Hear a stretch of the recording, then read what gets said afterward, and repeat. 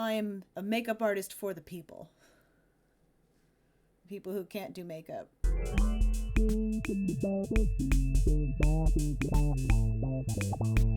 Welcome back, readers. My name's Robin. I am your uncle. Today, we're going to be revisiting the Mike Flanagan flaniverse, as it were. We're going to be discussing the 10-episode series, The Haunting of Hill House, which is based on a book of the same name by Shirley Jackson. The Haunting of Hill House, the series, is about a family who lives in a haunted house and how their summer there has affected their lives as a whole. So I'm going to be doing episodes 1 through 5 because it is so long, and hopefully it won't be as long as my The Fall of the House of Usher video. Not because I don't like doing long form, but because it takes so long to edit. Until I get an editor, I'm going to be trying to keep these shorter, just for my own sanity. We are going to be having some spoilers, so spoiler alert if you haven't read the book, haven't seen the series. We're going to be giving some major spoilers here, so be aware of that. This is The Haunting of Hill House. Episode 1, Steve Sees a Ghost. Show's opening line is pulled directly from the book. Hill House, not sane, stood by itself against its hills, holding darkness within. There are a lot of differences between the book and the series, mainly everything that happens, essentially. The themes are present in both. There are a couple of characters whose names are the same, and it is about Hill House. Those are the similarities. So I'm going to be talking a little bit about how it differs, but if you want to know what the book is like, you're going to have to read the book. I highly recommend it. It's very good. Look at how pretty this is. Ooh.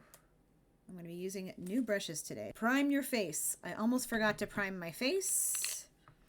Prime, face. So we're going to be going back and forth between what we call now and what we call then. The series starts then, and I would say it's probably sometime in the 90s, just based on the clothing and based on the the age of the characters. So it starts in Hill House then. Steve, who is the oldest, hears Nellie, who is the youngest, crying. He goes into their room and asks Luke, who is her twin, why he's awake. And his answer is, because Nellie's awake. Also, because Nellie's crying. Like, how are you supposed to sleep through that? He's in the same room. So he asks Nellie what's wrong. And she says that she has seen the bent neck lady again.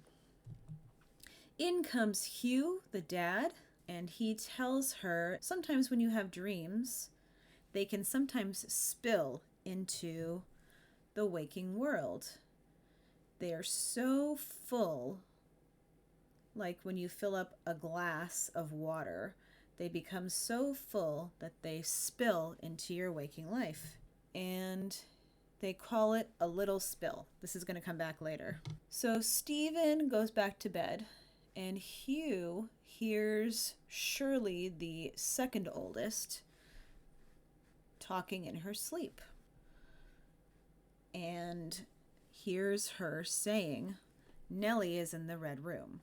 So, in the book, the characters who are in Hill House are the doctor, Luke, Theodora, and Eleanor. They come to the house to explore the supernatural occurrences that have been happening around that house, and they stay there for the summer. So that part is the same. But there is no family, there is no, flashback and flash forward. The Crane family in the story is there, but it's not the same Crane family. They just share the name. I'm leaning forward like a mook. So when Hugh leaves Shirley's room, he notices that the twins' door, which he had shut, is open again. This is actually a theme in the book, except it's the opposite. They get into the house and they find it virtually impossible to find where they're going at first.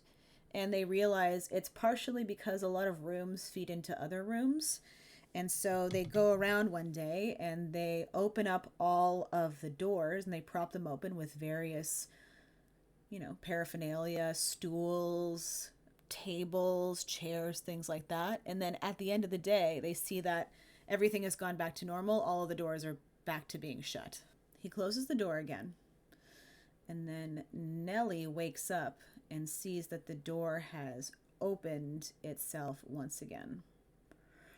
She tries to go back to sleep, and we see an apparition behind her of a seemingly female figure with a bent neck.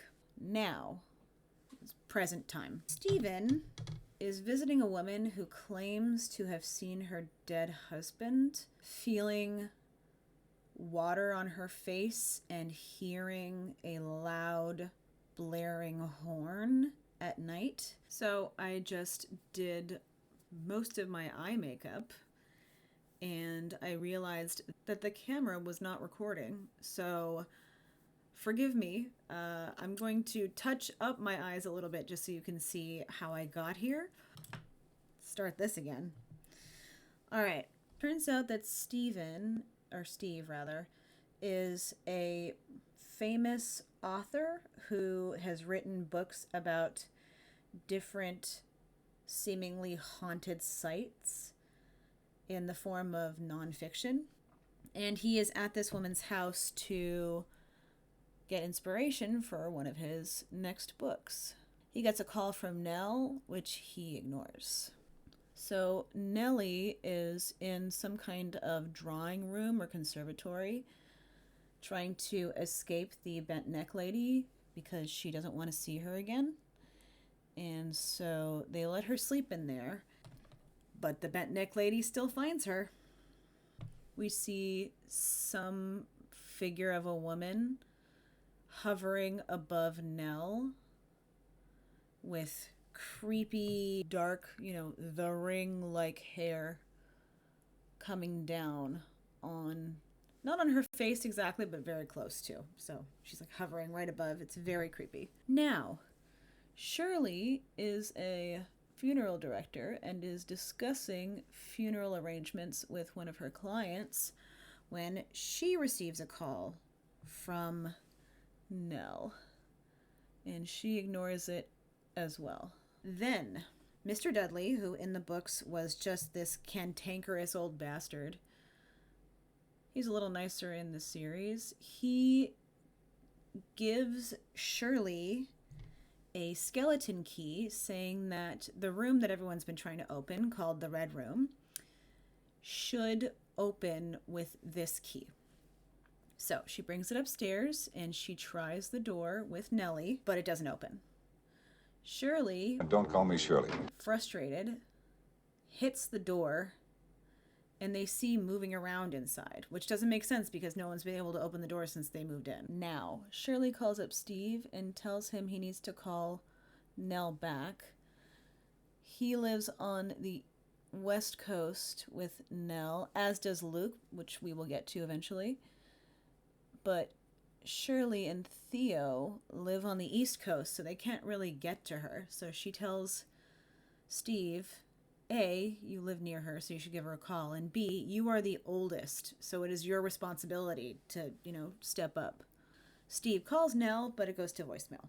Theo is at the club, and she is scoping out all the hot honeys, and she finds a very gorgeous woman and brings her home. They do what you do, and then she more or less kicks her out, is like, hey, I have to sleep, yawn.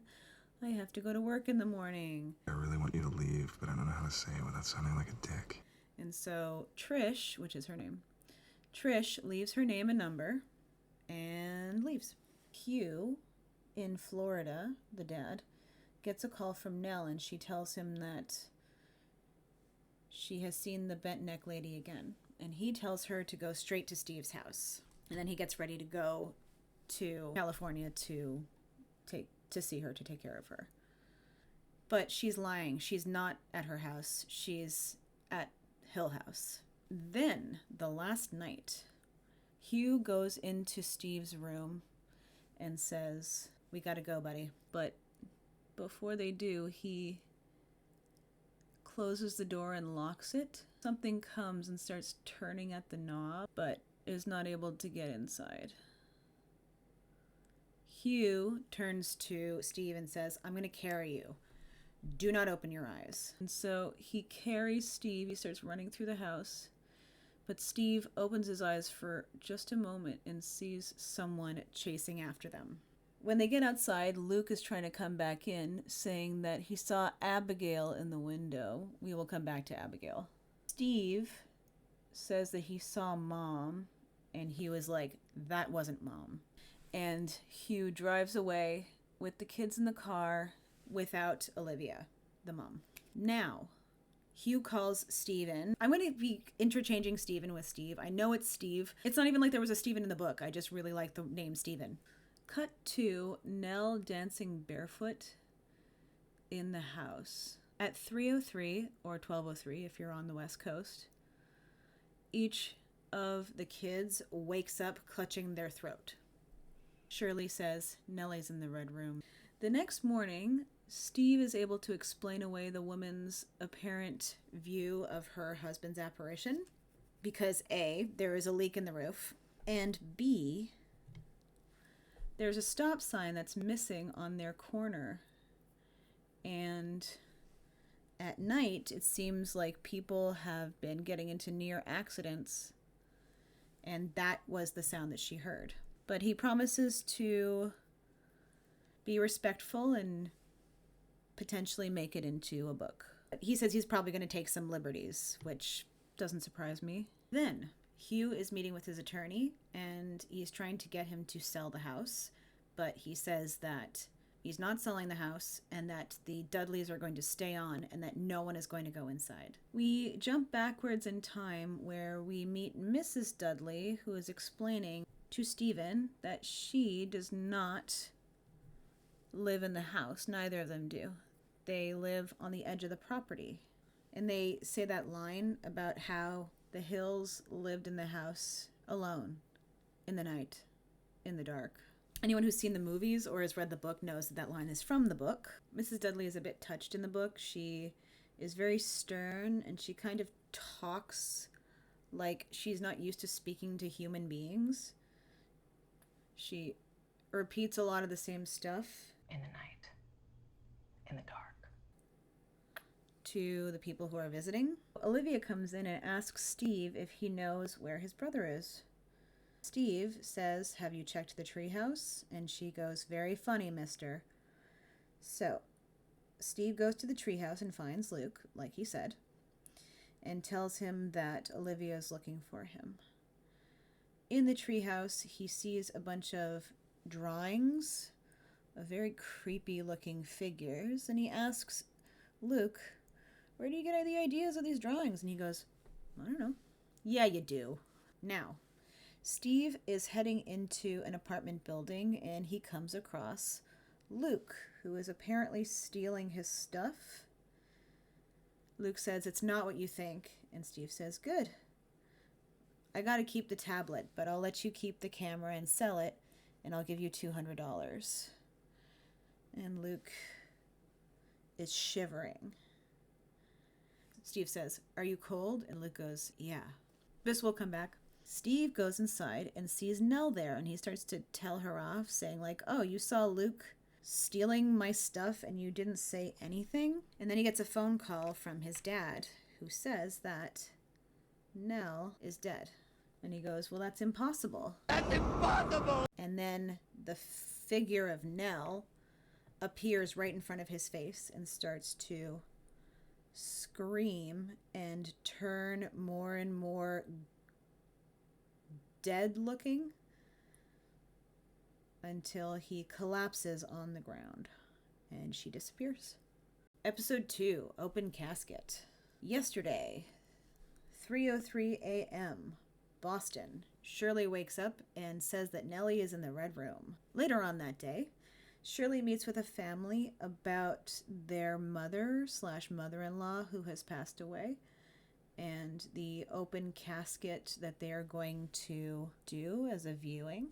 Then Shirley sees Olivia designing what she calls the forever house. So it's basically the house that they're all going to live in after they sell Hill House and make a lot of money.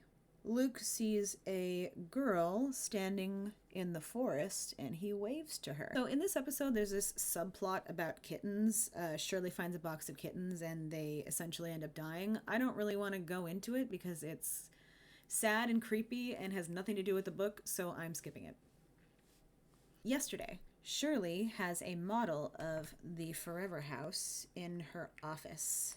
Shirley's having a conversation with her husband, Kevin, about their finances, and he is telling her that she needs to stop offering services at a discounted rate. Apparently, she's doing it more than half the time. She says that they are financially stable and she wants to provide relief to families. Now, during this episode, we find out that Shirley became a funeral director because of her experiences with her mom and with the kittens that I'm not going to talk about. 6 years ago, Shirley and Steve are meeting with a rehab center where they're planning on admitting Luke. And since he does not have insurance, they tell them that it's going to be $6,000 a month. $6,000 a month. Now, I believe in recovery. I believe in rehabilitation. I know that addiction is a disease for sure. But the rehab industry it feels like such a scam to me. Like, it feels like they are charging exorbitant amounts of money because they can, because it is a service that is greatly needed, and I freaking hate that. It's gross. I admit Luke, and Nell is very supportive. I put oh, that's way too much. Okay, well, we're going for big now. That's how it's going. Big eyeliner. Then Theo comes into Shirley's room and asks her, "What do you want?" And Shirley says, "I don't know what you're talking about." It's in the middle of the night. Shirley's just woken up. And Theo says that Shirley's been banging on the walls. And then suddenly there's banging on the walls in Shirley's room. And the two girls are freaking out and screaming. Finally, when the sound is done, Hugh comes in the room and asks why they're screaming. And they say, "There's banging on the walls. Didn't you hear it?" And he's like, "No, it's probably the pipes. Like, don't worry about it." Hugh in the then portion is often gaslighting the children, and it's very, it's triggering. So beware of that. I mean, we know it's gaslighting, right? Like, it's not his fault. He doesn't know that ghosts are real. So it is like telling them that they're crazy, and it just, that bugs me. This part does happen in the book. Theo and Eleanor, on the first night, they have rooms that are adjoining through a bathroom, and there's banging, and the temperature gets really cold, and so Eleanor goes into Theo's room and they hold each other, and Theo and Eleanor hold each other close, and they wait for the banging to stop and for the coldness to pass. Now, Shirley gets a call at 2 a.m. It's Steve telling her that Nell is dead. And initially, Shirley doesn't believe him. And then she swiftly gets very angry. She's like, "I told you to call her. I knew that there was something wrong. I told you." Later that day, she is telling her assistant that she is planning on fixing Nell. Essentially, fixing is when someone has passed, you have the funeral director that fixes whatever needs to be fixed on the body, based on whatever their cause of death was. They do certain things, including washing the body and putting formaldehyde chemicals into it. And she tells her assistant that in the time it would take her to explain to the assistant what needs to be done, she would rather just do it herself, which is a bad idea. Theo and Kevin both agree that it's a bad idea, but Shirley is adamant she's doing it. When Nell's body arrives, Theo can't do it. She can't deal, so she leaves. And Shirley gets to work on fixing Nell. She painstakingly restores her, even though it's, I'm sure, a really traumatic experience for her. While she is doing Nell's makeup, she remembers the last time she did Nell's makeup, which was at her wedding. Nell says that she wishes that Luke could be there. And just as she says that, Luke shows up outside. But Shirley goes out and meets him and says, "You can't come." And Luke's like, no, I got a day pass. And Shirley's like, "You are high as balls right now, I can tell." First. And second, when you left the center, they told me last week, "I am not paying for you to do rehab anymore. You need to take care of yourself." And I'm like, the gravy train has dried up. She gives him $50 and says, "Goodbye." And so he leaves. Then Shirley is going up to see her mother's body in the casket. And she is afraid to look, but when she does, she realizes that Olivia is fixed. And she turns to the funeral director and says, "You fixed her." And this is where she probably got the idea to be a funeral director. She wants to be able to fix people's loved ones for them. I had a particularly hard time relating to this part because I am Jewish. We don't use anything on the body. We don't really fix it. We just kind of let it go back into the earth. So when you see a dead body, it looks like a dead body. So yep. It's not really something I can speak to. So as Shirley is leaving after she's fixed Nell, she sees her mom sit up on the slab next to her. She's looking at her with dead eyes, but she's smiling. Episode 3, Touch. I remember touch. Then Theo's in bed and we see her holding hands with somebody who we believe to be Nell. But Theo starts to say, "Hey, you're gripping my hand too hard." And she turns around and she sees that nobody is there. And she goes, "Whose hand was I holding?" That part's in the book as well. Eleanor is hearing noises at night and she holds tight to Theo's hand until she's so scared that she screams. And then finally, Theo comes into her room and asks her if she's okay.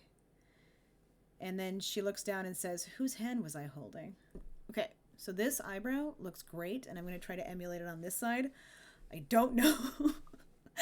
Okay, I did mention in the first couple of videos when I started doing my makeup on screen that I was a mediocre makeup artist, so I want to remind you all that that is the case. I'm a makeup artist for the people. People who can't do makeup.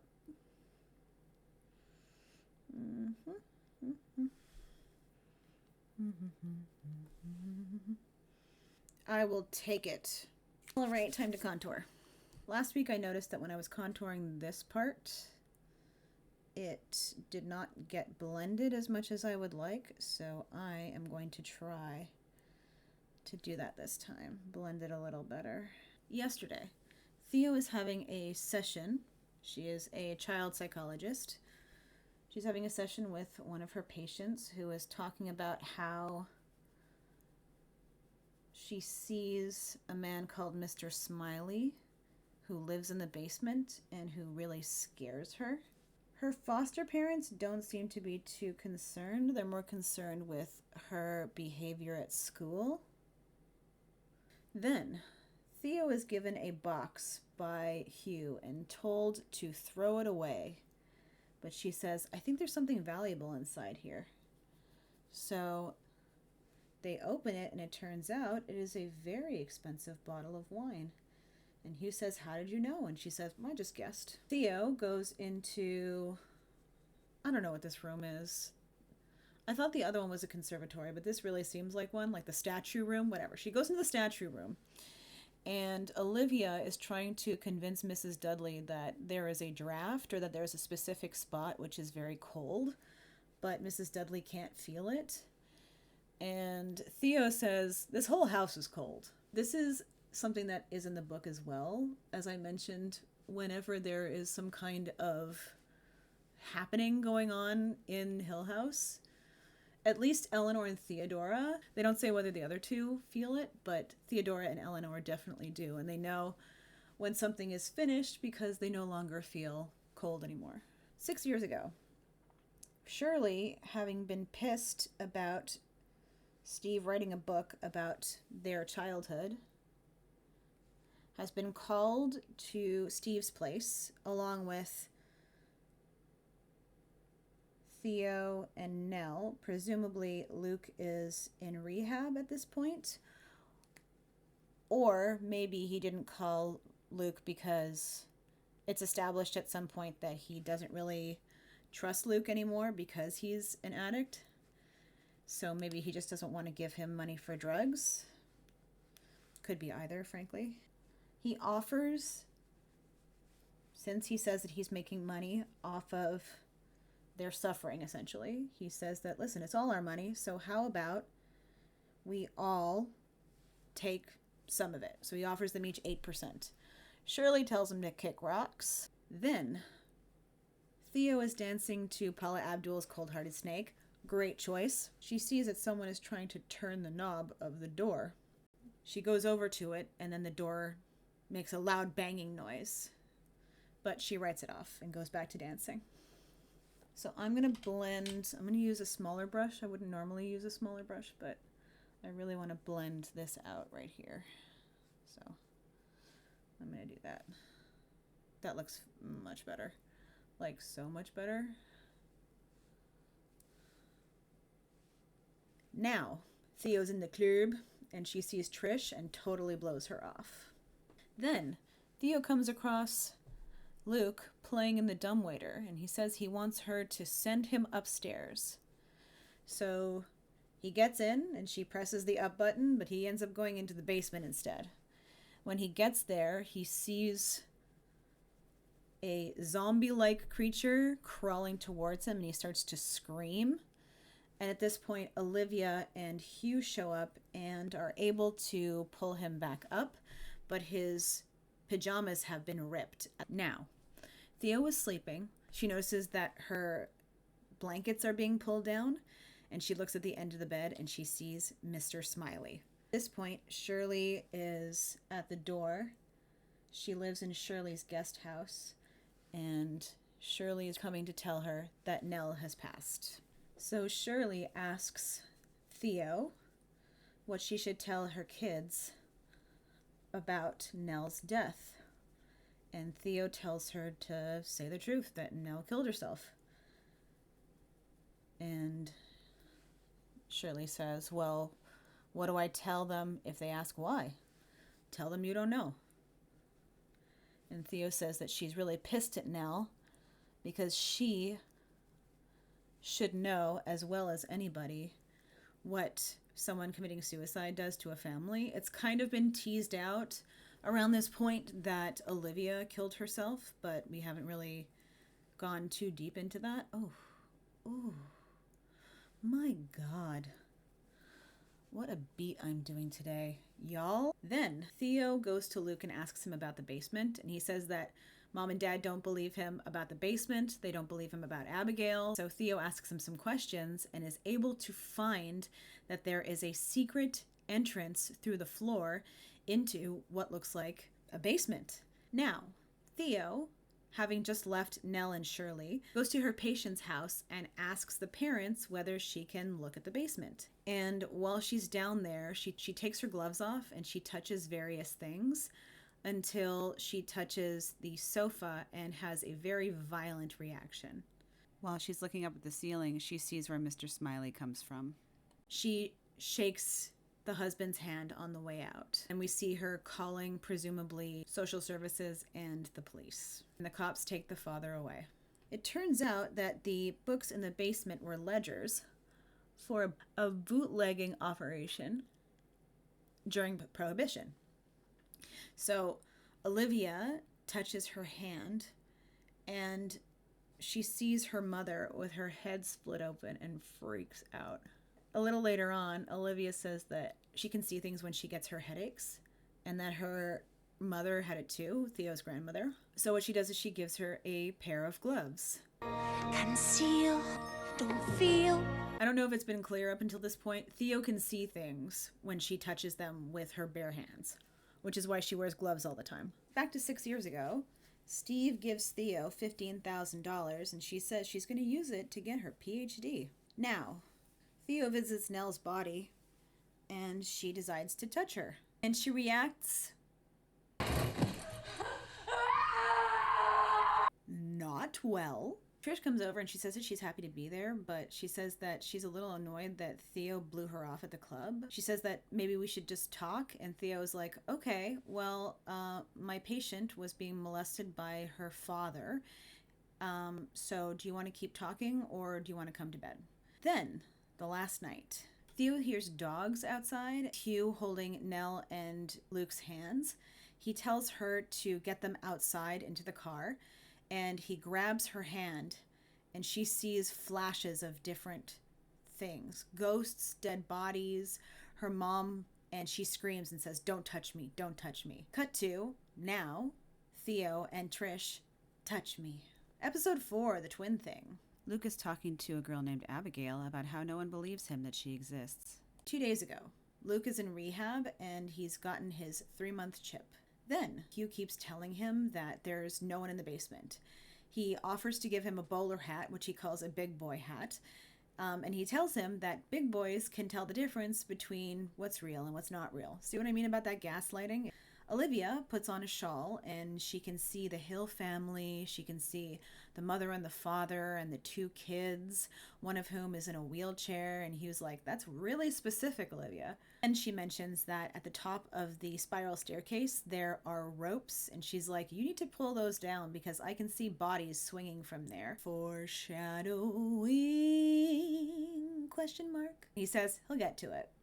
2 days ago, in the rehab center, Luke is working on step 4, which is to make a searching and fearless moral inventory, more or less writing down all of the terrible things that you have done in your past. He's talking to Joey, who has been clean for 9 months, but it seems like she's getting restless. Middle of the night, at 12:03, he wakes up clutching his throat. He sees Nellie at the foot of the bed and she says, go. The next morning, Joey is gone. She has left the rehab center. So Luke, against his better judgment, leaves to find her.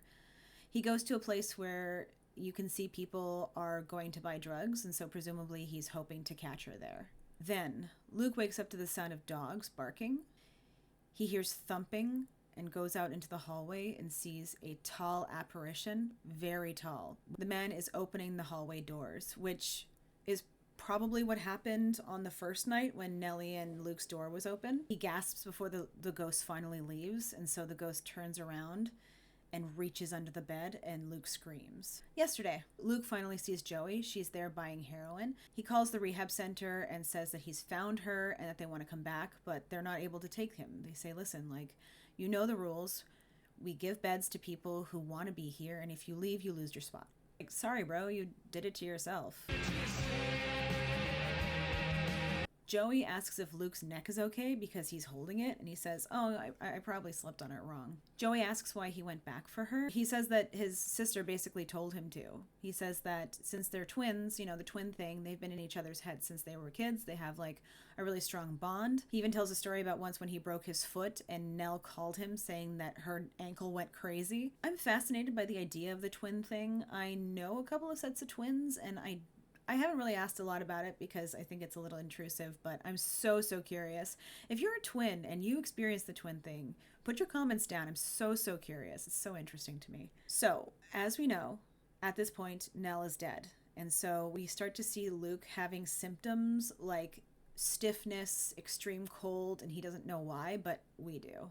Luke goes to Steve's house to try to get some money so that they can stay at a hotel so that she can come down, but he gets there and Lee says that they're separated. So next we see him ransacking Steve's house. Presumably Lee gave him the address, and then we see what we saw in episode 1.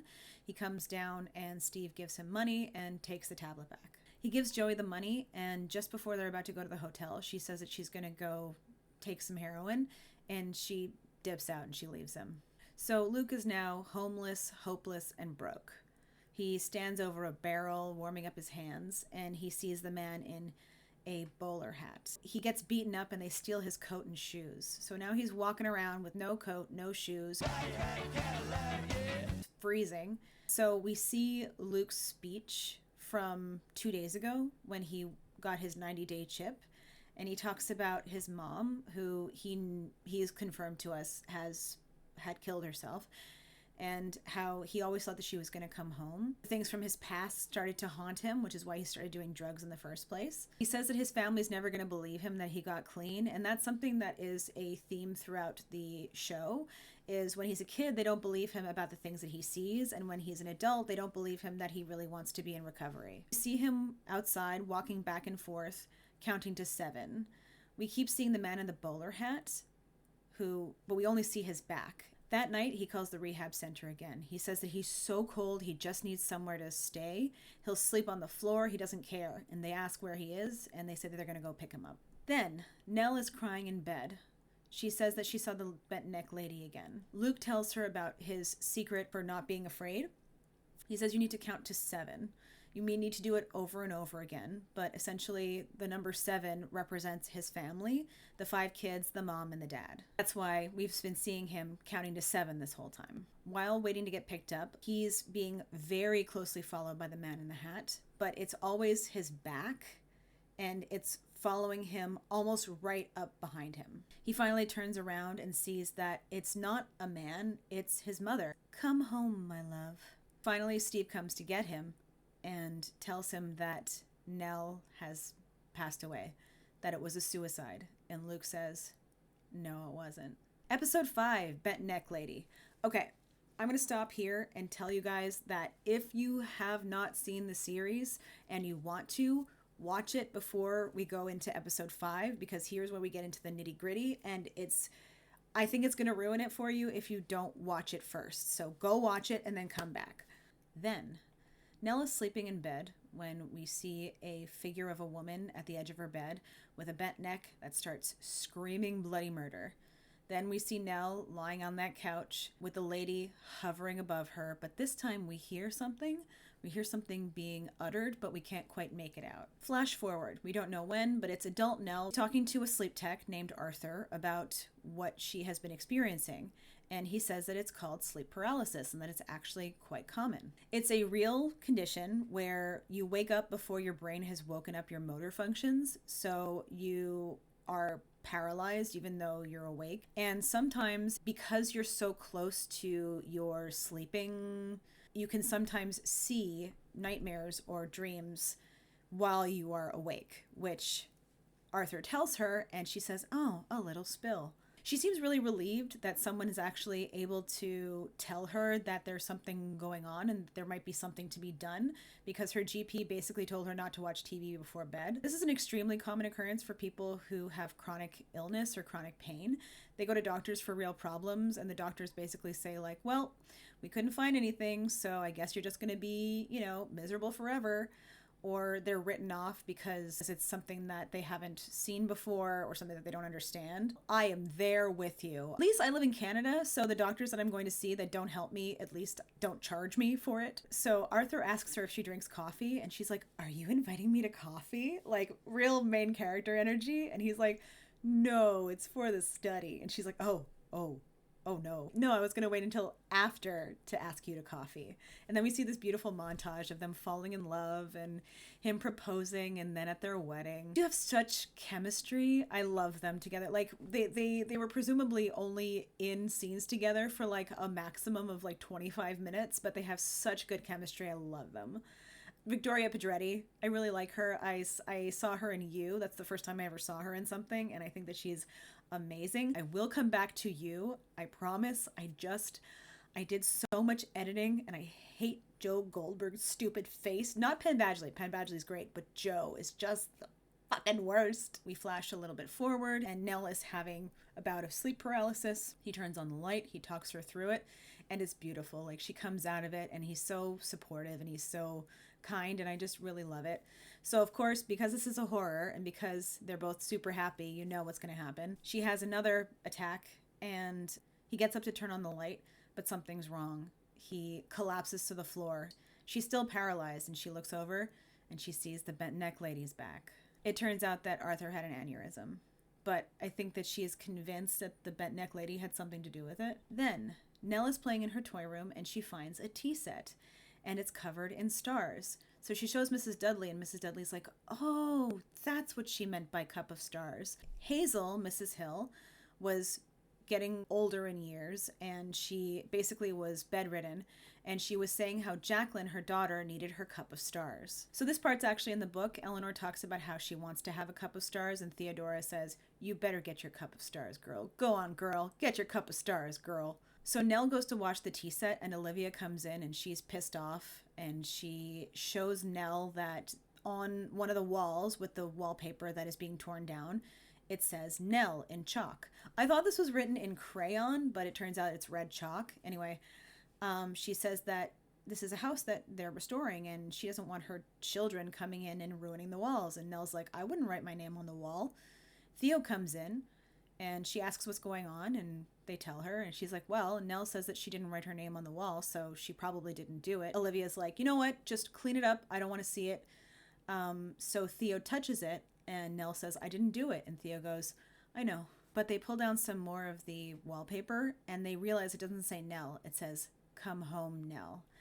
That part is also in the book. One day they find chalk written on the wall, and it says, "Help Eleanor come home."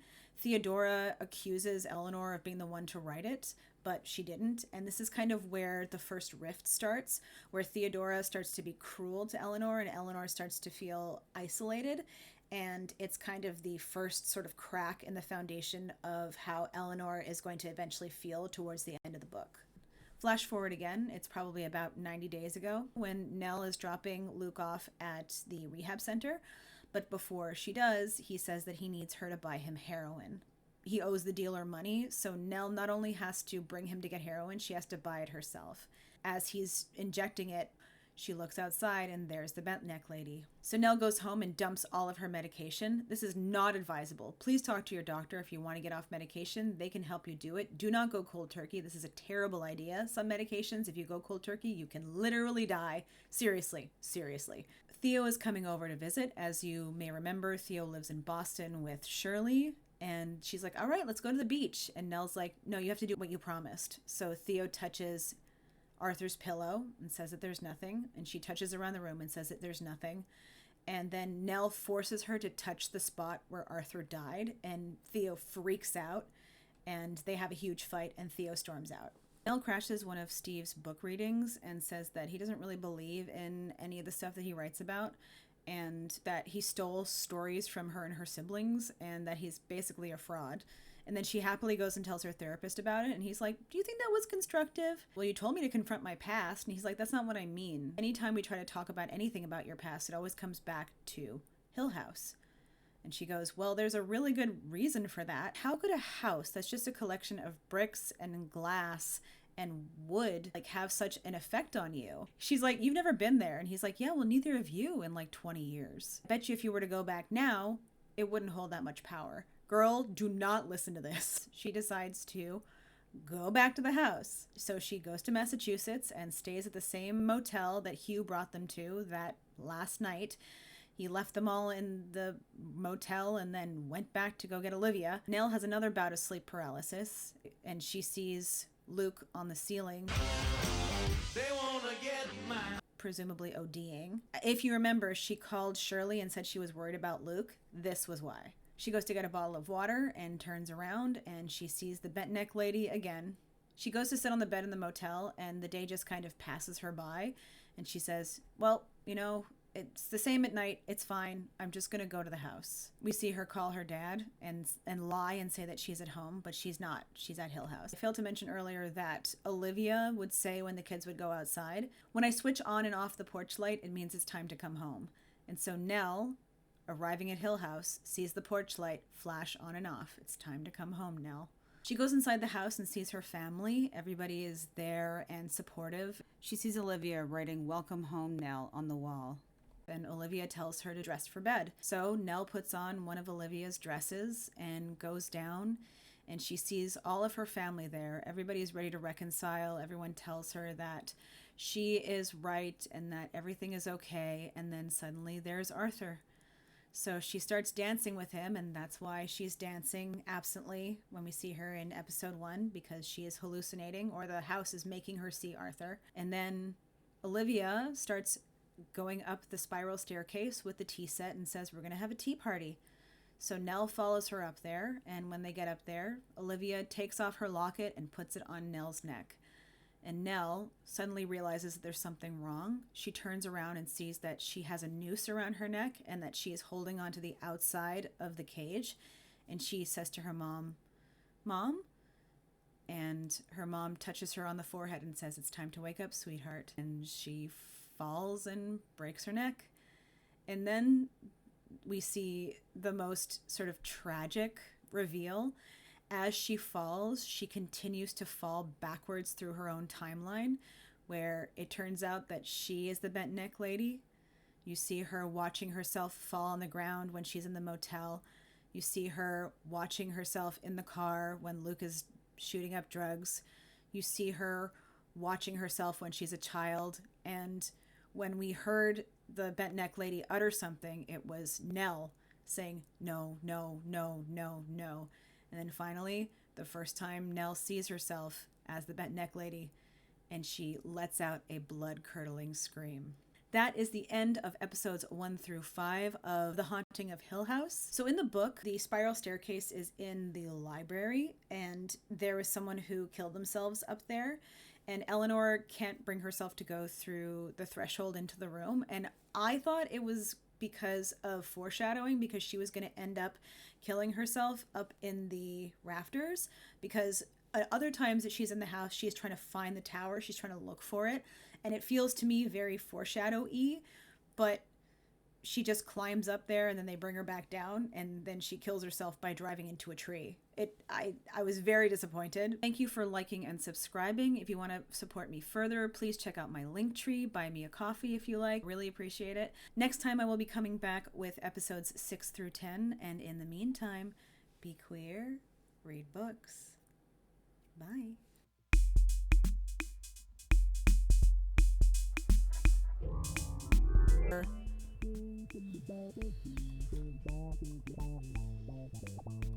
Touch, I remember touch. Something, something, touch.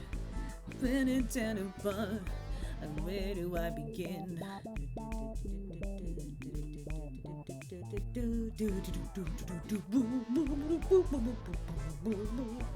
Alright, I don't know what that was. He's a cold-hearted snake. Look into his eyes. Uh-oh, he's been telling lies. He's a lover boy at play. He don't play by rules. Uh-oh, girl, don't play the fool now. Oh no, here comes the snowblower. Bodily, like your motor function on and off the porch light, it means it's time to come home. If I switch the porch light on and on, conceal, don't feel, don't let it show, etc.